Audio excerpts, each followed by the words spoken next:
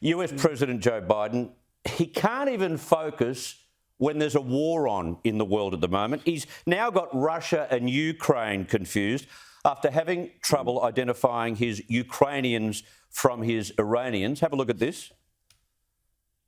How do we get to the place where, Putin decides he's going to just invade Russia? Nothing like this has happened since World War II. Oh, Hollie, it is embarrassing, but it's also dangerous, and you wonder why we've got authoritarian presidents prepared to go into war with other nations. Well, Biden once during the State of the Union could have been, a misspeak. Now in the second interview, it's starting to look like a pattern. Kamala Harris and her explanation of Russia's a big country next to a smaller country called Ukraine, and Russia's the bigger country that invaded.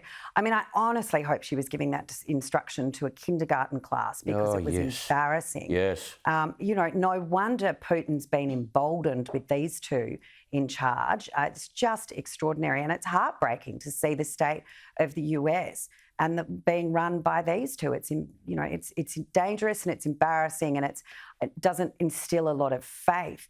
And when you look at John Kerry, who's there, let's not forget climate change in the Ukraine war. Stop. Seriously, we've got, Me Too movements that are now being discredited. We've got ridiculous notions that we need to keep looking at climate change while the Ukraine conflict's going on.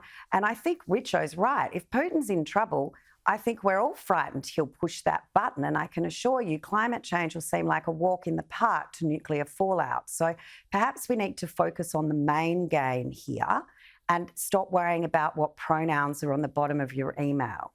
Very good. You're right about Hollie Hughes. You're right about Hollie Hughes. Great point.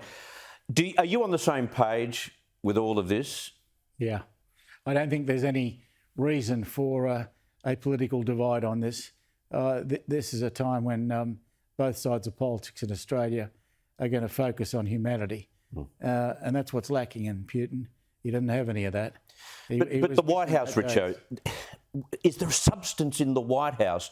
The world, I think, is legitimately asking that question. There's not much substance.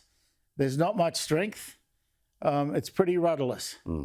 So the question can't be answered positively. The only thing that you've got to hope is that at some stage Putin looks at the might of the US, not those who represent the might. Yeah, I think he's looking at Biden and laughing.